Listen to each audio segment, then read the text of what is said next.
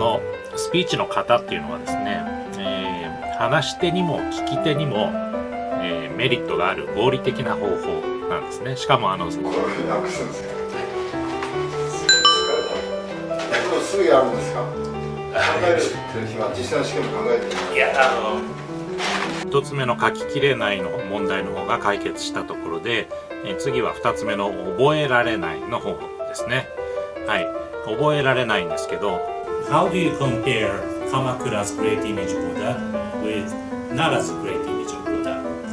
Well, Nara's Buddha is housed in the Daibutsu. そうですね。まずどこに情報があるかっていうことなんですけれども、まず一番の現状原因についてはこのシチュエーションっていうところに書いてあることが多いです。今何でしょうか。ぜひ皆さん頑張って合格してくださいね。あ、ミスターエクザミナー、早く早く。I'm sorry, I'm late. You've got to be more punctual, right? I'm sorry. では皆さん、バイバイ。バイバイ。